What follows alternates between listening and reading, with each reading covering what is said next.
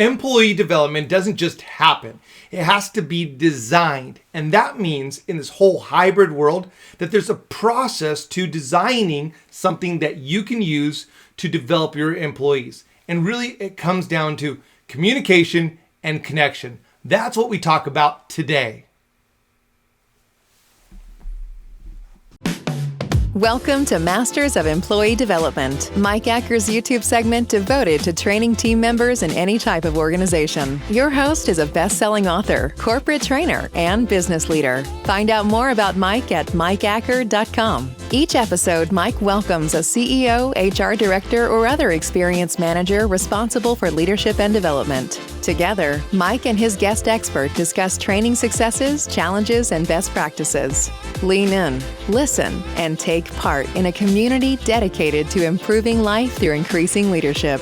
Now, here's your host, Mike Acker. Anthony, welcome to the show. Thanks for being on it today. Oh, super excited. Thanks for having me. Well, I'm looking forward to diving in and really taking this whole conversation of employee development into really the technical aspect of things, which is something that you focus on. So before we dive into some of the questions today, tell us a little bit about who you are, what you do, what your company does. Absolutely. I'll start with me. Anthony McGinnis. I have I think I'm at about 12 years of UX collaboration and sort of device strategy experience in the technology sector. Work obviously for Powell Software. Previously, I've worked for some biotechs as well as consulting firms where I'm really focused on bridging that delta, that gap between what people need and what we're able to and what the company needs strategy wise, bring them together to create a great harmonious environment where people can get their work done, be impactful, but also the organization can keep up with compliance, keep up with needs, things along those lines. So with that, I'm currently at, once again, Powell Software, and they're focused really on that hybrid environment. That sort of, we say new normal. I feel like it's just normal now. We've been living in it for like two years, 3 years. Yeah, we're done with that. We're done with that new normal. Yeah. The new normal. No, So, and really just helping organizations, whether they be SMB, larger enterprise, figure out their challenges and how they can find a flat level foundation or playing ground for their employees to be able to get the same experience, whether they are in the office or are, sort of a road warrior or working from home. So really excited. And Powell Software is located in France, but we have a great North American arm that we're really excited to keep building up here and sort of, help a lot of these organizations start figuring out and navigating this new space. That's such an interesting thing, right? Where before 10 years ago, there was not a hybrid workplace per se. And then 20 years, 30 years, and further go back, it was just one big building, all the employees, employee development was very hierarchical. And now we're figuring out this, how do we develop people? And then how do we develop people when some are over here, some are over here, one's in this continent? So before we dive in and really get into some of that technical aspect, let's get on the same page. So what is hybrid workplace? And let's define that for everybody here. Yeah, I mean, I think it can be really considered in a multitude of ways. But for me, hybrid environment is having a relationship with your employee that transverses them being directly in the office with you. We know that relationship. You just touched on it. 20, 30, 40 years ago, we know what it is to go into the office, to work. You go in, you have certain relationships there, certain things are done. But now as we start to move into more of a digital age and people don't have to necessarily be in an office to get work done, we need to start having those conversations of what that looks like. Because what we don't want to do is we don't want to create a divide where when you're in the office, when you're somewhere directly next to someone, you have one experience. And when you're working from home because you're sick or you're helping, you're taking care of your kids or whatever it may be, you have a completely different experience. Because now we still have, when that happens, we have a direct divide between, okay, I need to be in the office to get this done, and when I'm at home, I can get this, and this done. And when that happens, you're impacting the resourcefulness and the ability for your employee base to be able to get their work done in an impactful fashion, and you create questions.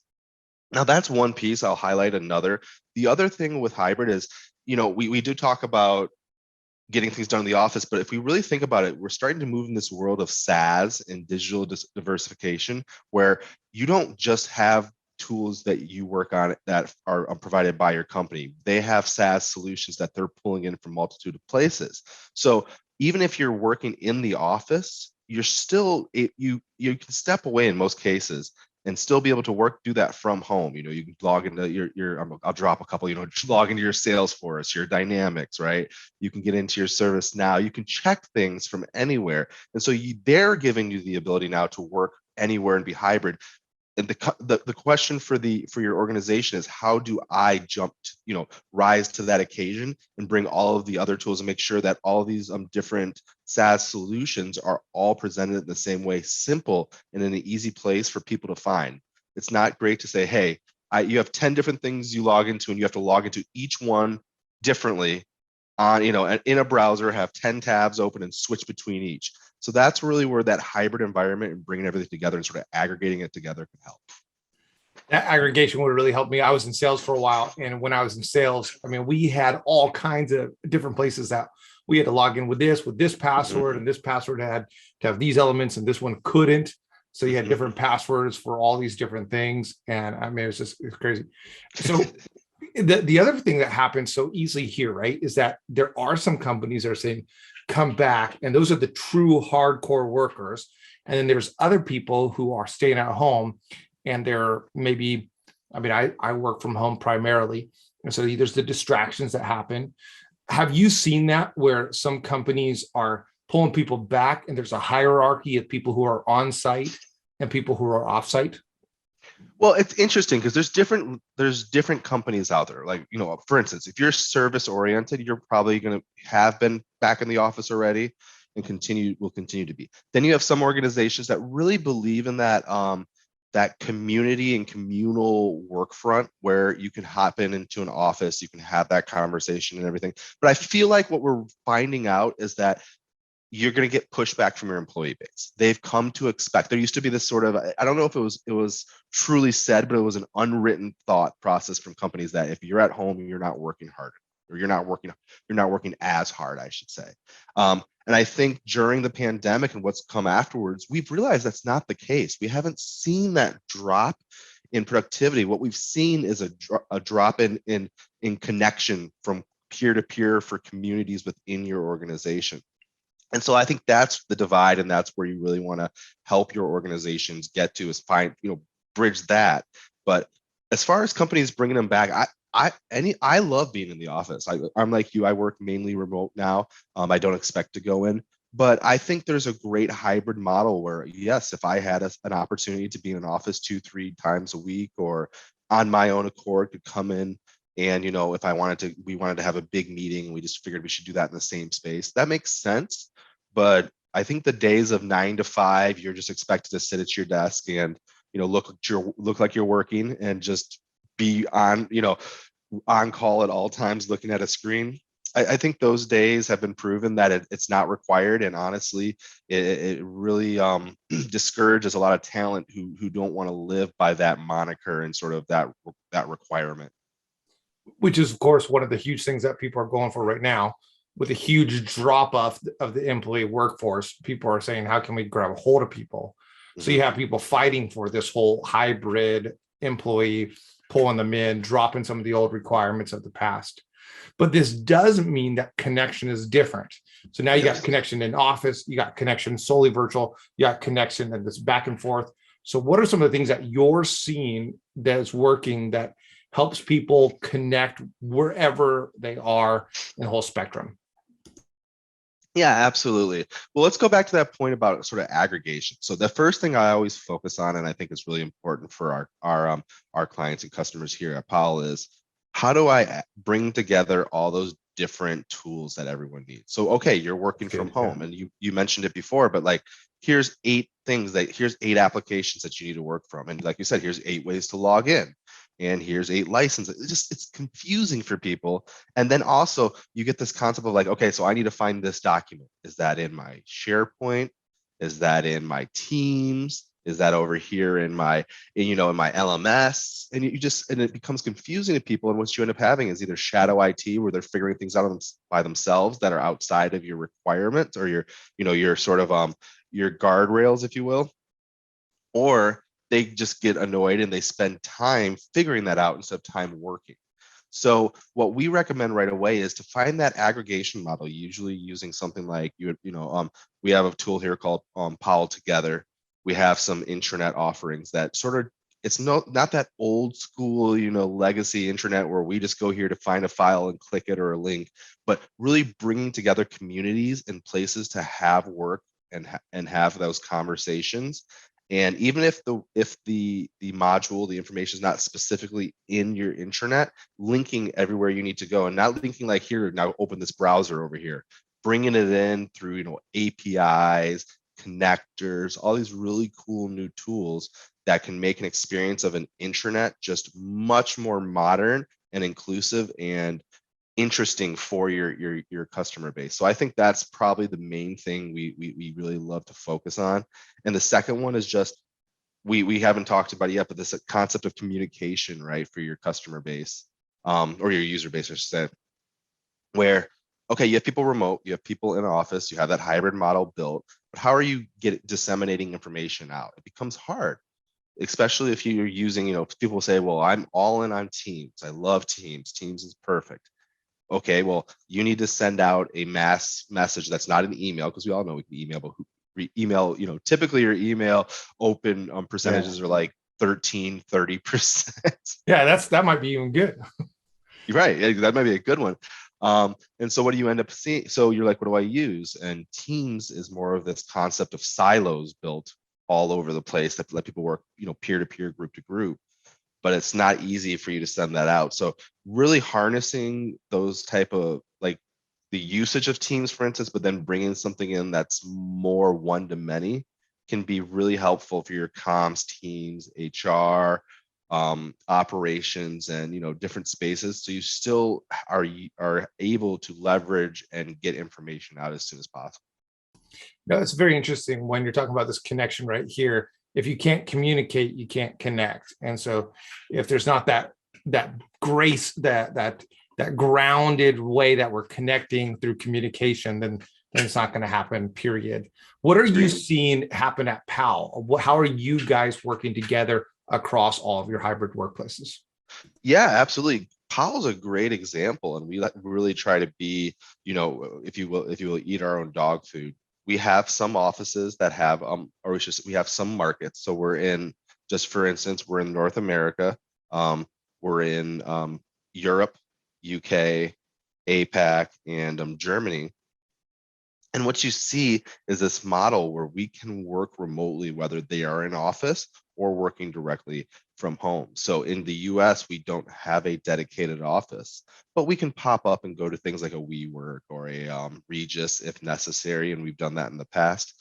But really what we do is we keep all of our information available from one source of truth. In our case, we use SharePoint. But we have multiple ways to make that available.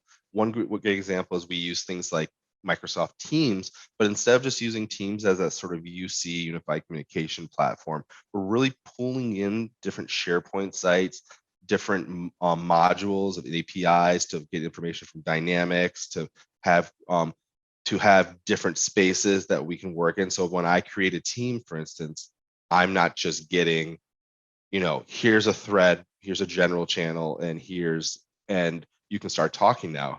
We're getting really interesting information. We're pulling in our sales data. We're pulling up Power BI reports, and it's all being done automatically and sort of directly within the team's experience. And then on top of that, we always have a portal that's already embedded in our team that we can use to find that other information, to get the quick updates that are necessary. We pretty much at Powell, one of our big things is, while we do, of course, email because it's necessary, it's definitely not gone away yet. We very much focus more on Teams. We include our external customers and clients into our teams so that they can connect and work with us. We talk to each other in that space, because we find that when you're using email, it's almost static. It's here's an email to you. I wait. Maybe you email me back. Maybe you don't. I don't know what happened. But I think when you work in teams, you break down that wall, and it's quick back and forth reactions. You can include other people. You can throw somebody else in there, and it's really allowed us to move quickly and be agile as we continue to grow, especially here in the North American market. What I think is very interesting about this in terms of this whole master of employee development is so often what I've been focusing on with a lot of the guests are like, how do you actually develop people? But here you're looking at what are the interfaces that you use to develop people in a hybrid format, which we're moving to. So, I mean, there's been some incredible insight, but if you don't have a way to connect with people in a hybrid environment, if you don't have a way that people are actually communicating with each other, it's not going to happen. This is something that was very relevant about 5 years ago. I'm not a huge social media guy. And about 5 years ago, I thought this is just ridiculous how much people are talking about friends on social media. And then I read a study that said people under 30 have real, lasting, true friendships only based on social media, while people over 30, which I was one of them, would say that's not really truly possible. And now that's 5 years later, and I'd say that actually a lot of people my age and older have caught up. And now you can have true friendships that you've never met in person that's only based in a electronic and a virtual environment. Is this something that you're seeing as well? Does that kind of track with your experience? Well, I'm also over 30, so I think I fall into the latter. But I will say, I actually, even being over 30, I do believe that statement. I'll actually talk about sort of my experience first. I'm a transplant from Michigan. I live in Seattle, Washington now. And social media has allowed me to stay connected to a lot of people who I would normally not have ever been a part of their lives or understand what's going on, whether that be, directly or indirectly, just by sort of keeping up. But it's a very cool way for me to understand and see things out, that are happening out there. And just, gives me peace of mind and makes me feel connected to my home, where Seattle's now my home, but where I grew up at. As far as in the customer space and working with our clients here, there's a new concept. And let's just be honest, there are going to be people who are going to start a job remotely, work a job remotely, and quit that job and leave to their next opportunity remotely without ever stepping into an office. And that's new. Yeah, That's new. I mean, I'm a great example where while I am here in Seattle, my company is technically based in Boston. And most of their employees are in Boston. I was lucky enough to be able to join from Seattle. I've seen them a handful of times, but I am a remote customer. I don't pop in. There's no, so I'm not a remote customer, I'm a remote employee. So you really have to. So we talk about a hybrid model, and I think with hybrid, we think it's mutual. Like it has to be here and there. There's also sort of those, that line has to go all the way out to somebody who may never step into an office. What does that look like? How do we have that person properly connected? You mentioned about, having that experience and building people up. How do you do that remotely? It's easier in office because I can come have that conversation with you. I can see that, today you look like that you're aggravated, that something's wrong. Can we have a conversation? How does that translate over in a remote sense? What tools do you have at your fingertips to monitor and be able to know where people are at, not just in their work, but in their, mindfulness, in their well-being, where they are, what's going on. And so I think that's really important. And it's something to have a conversation about. And it just comes back to this level of connection and disconnection that you can see when somebody goes remote. Because yes, you're a remote person of a company and you work at home, but you still want to feel part of a collective. You want to get information that's necessary to you, and you want to feel like, you're valued and have that space necessary to be better, but also be understood of what you're doing. You don't want people to sit at work and people think, oh, well, he's not doing very much because he's, sitting at home. You don't want that mindset. So this just brings in that same concept of, this, I'll use our own word, this togetherness, bringing everything together, having a space where I can feel like I can go to and have those conversations. And this doesn't have to be just work related. It can be well-being. It can be just somewhere where I want to vent or find out extra information. It's really important, and it's going to break down those silos of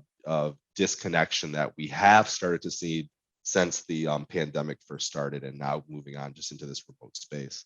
And you want to be careful in this moment here that you're not even that you're developing everyone equally or giving them the opportunity. Exactly. And some people are not going to take those opportunities. But if you're a smaller business and you're thinking, okay, I need that intranet, I need that kind of a localized place, what are some ways that you can create something like that without breaking the bank? Because I mean, we know that a Microsoft's going to spend a ridiculous amount of money to set up something, and some other companies. But if you're smaller and you got 20 employees, 40 employees, you're a startup, or you're going to have some people in person, some people virtual, some people around the world, how do you set up an intranet that becomes this connection hub so that you can have that development opportunity? Yeah, I think we here at Powell, we really focus on that. And our offering, I mentioned it a couple times before, but it's called Powell Together. And what Powell Together does is it takes some of the licensing you may already have but aren't really using, such as, like you have a Microsoft E3, E5, G3, and I'm throwing some out there, but really you're just licensed to use Microsoft products, right? Right. So you're using their Office, you may use Teams a bit, but usually you have a lot of other tools out there. What we allow you to do is we basically come in and we help you build out a portal that can sit in Teams, leverage something you already have. So you're not introducing a new tool. You're not saying, go here to do this. You're saying, where you're already living at, here is a portal. And what we do is I like to say, we take you 75% the way there and allow you to take that extra 25% and build out something that makes sense to you. And you can build it out with that mindset of remote working in office. You can see that, you start to discover and see those different spaces and how they interact, how people are working. You get things like you're going to be able to do, quick news, employee spotlight, have a place people can go to and have forums where they can have conversations or highlight, new news, share events. So you're breaking down the silos that you start to see, especially when you're only a company who's maybe using Teams, for instance, really for their main communication. And you're sitting that in a space that they're already familiar with. So if you think of your rail on the left side for Teams or any product you use these days, pretty much how it's built, but you're able to add in there and just have a really clear, clean cut space. And you mentioned, being smaller SMB, 20, 40, we'll say up to 100 employees, you don't want to break the bank. You don't want a 10, 20, $30,000 expenditure and then also services on top of that to get you stood up. So we can actually come with a really easy plan, get you to where you want to be, show you and give you the tools to continue to maintain that and build on it, and get a solution stood up in your environment that meets your needs and can continue to scale with you as your challenges and your user base changes. When did Powell realize that this would be something that's helpful? And this is not necessarily a commercial for Powell, just an interesting connection that we found here. But when did Powell realize that this was something that was needed and to get ahead of it? And then how did you, with your experience, get into designing into this component? Yeah, absolutely. So firstly, Powell really came to this just from what we're hearing from our customer base. We're hyper focused on solving for our customers and what their needs are. Obviously, we take all the information from the market space and understand, where the market's leading and what they're asking for. But then we hyper focus on what we're seeing from our customers. And, to be completely frank with you, what we hear a lot is, hey, we want this product, but we do not have the amount of money it would take to get us there. We cannot spend $50,000 this year to have a portal. So we just won't. This is usually the answer. Right. And we didn't think that was fair. You're, like you said, you're a 50 employee company doing good work. You want something to help out your frontline or your people floating around, and you just can't because it's too much of an expense, and we don't want to put people in that position. So we really sat back and thought to ourselves, how can we build something that can bring them where they want to be at, but not have to engage them in such a long project with so many different spaces. And since we've done this for many, many years, we were able to really pull in a lot of what we've previously worked on, package that up, and make it accessible for some of these customers that are in that space. So I love that. Just to pause right there. What I love about that right there is on this whole idea of customer or employee development.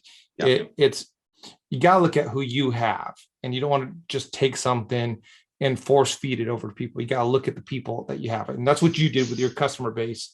Who do we have? What do we need to do for the people we already have? And let's solve for our current customers. Exactly. And such. How did you get involved in that? I mean, your UX design, and how did you come into part of that fold with your own background and experience? What drew you to that? Thank you. It's a great question. I could sit for another 30 minutes and talk about that, honestly. So I'll talk about my last role. It was with a prominent consulting firm here in Seattle, and what I was overseeing their endpoint engineering was the name was sort of the space, and I was a solutions engineer there as well. And I really worked with the device strategy, integrations. I basically touched almost every team in technology, and I worked directly out with them in the customer with their different markets. And the way it was structured is each market had a GM, had their own P&L, had all their own space. So I was negotiating and had these conversations, and it kept me feeling like it's almost like sales. I find it, somebody either comes to me and says, hey, we need this, and I have to go out there and find it, whether it's a new computer, it's a new hardware, something. We started to see a lot of remote usage. This happened, and I left right after the pandemic really took place. So I was a part of that whole, holy crap, everyone's at home now. What does that mean? And so you get that, and you have these back and forths, and you're having these conversations, and you find yourself just learning new challenges that people have, and you're trying to work with it. And so what I ended up doing is I said to myself, well, I want this to be my job. I want to help people, rise to the occasion, fix these challenges, and make people excited about what we can do for them. So while there, I was more of an internal employee. I wanted to get more into the sales side, and that's when I switched over to Powell and to being a solutions engineer here. And so when I came here, I got to just sit and listen for a while and just hear those customers and talk to current clients, but also hear all the different issues people are currently seeing.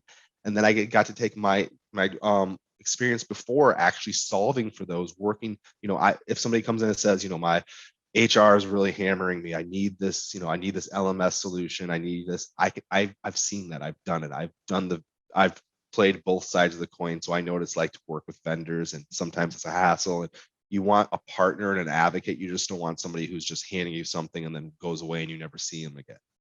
Right. So with all of that in mind, I really got to first listen, but then I got to bring my experience and help people, find challenges purely from my side. Even if I'm not able to, if we're not the right solution for a company, for a person, it's good to be able to have that conversation, give them my insights, learn from them what they're trying to fix, and so that we can continue to better ourselves as a company, as well as help more and more companies and understand what the marketplace is expecting, and also growing too. So I'm just happy to be able to touch on things with people and sort of help with my experiences, and then advocate for them and help them partner with whoever is necessary to get them where they want to go. That's incredible. Here's another question for us as we kind of begin to wrap down. How do you make this digital workspace more inclusive? I want to make sure we grab a hold of that. I mean, obviously, inclusivity is really big. It's really the forefront of the American business place, of the international business place. What does that look like for all types of inclusivity? So what does that look like? How do you make sure the digital workspace is inclusive so that every employee of whatever background can have that opportunity for growth? Yeah, I really think to do that, and it's going to be different everywhere, but I'm going to give this sort of a generalized. I'm going to attempt a generalized answer. Yeah, that's a pretty big one. Yeah, what's inclusivity? How does that work? Just tell me. No. It really starts with understanding and listening to your employees. I mean, that's becoming so much more and more important as we go along. We're all humans, and we have human experiences. And yes, organizations are being challenged with many new things coming from them left and right, but so are the employees.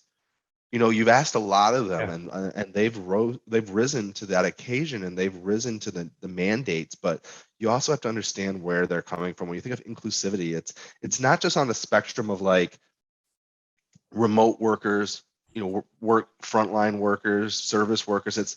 And people working in office. It's more so, personality, type of work. What do you want to do? Not everyone's, even when you think of remote work, not every single person is going to be the same.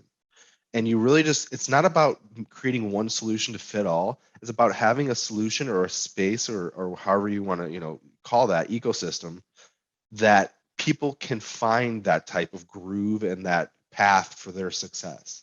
And everyone's not going to be the same.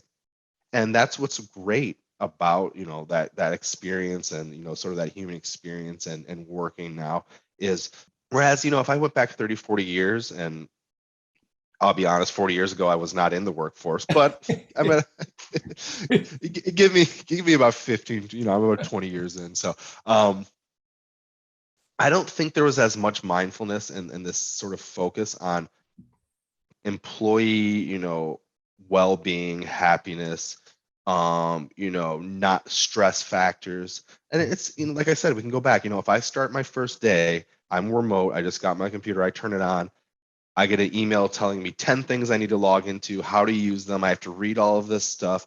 I have emails coming in, meeting. It's stress. It's a lot.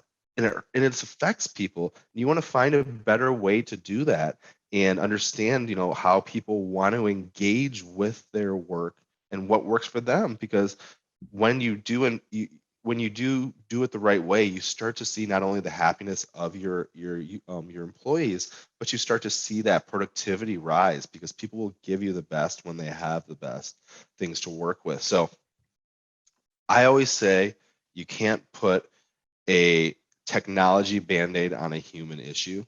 So I really focus on that. You're not going to fix everything. You're not going to be able to buy a technology to fix everything that every issue you have.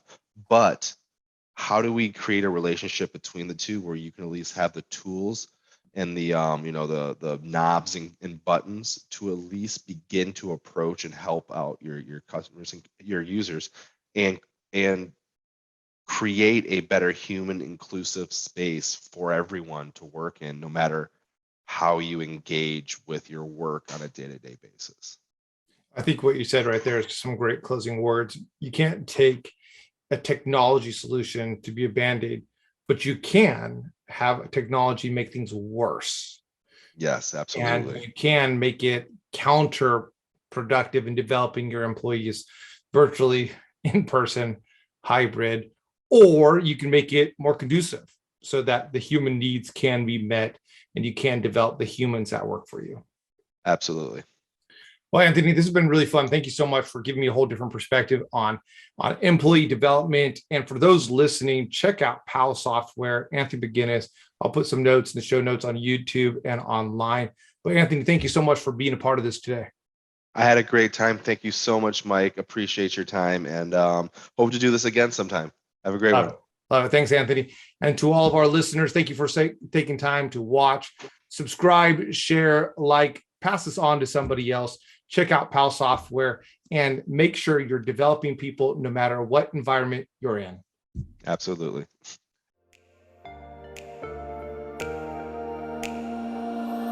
Thanks for listening to Advance with Mike Acker, a podcast designed to provide an edge for leaders through improving practical leadership skills and increasing confidence in speaking. Mike is a best-selling author and business owner who has helped many leaders increase their skills and their confidence, propelling them to new heights in their personal and professional endeavors. Join an incredible group of professionals taking the steps to become better leaders at connect.stepstoadvance.com. Don't forget to rate, review, and subscribe so you never miss an episode.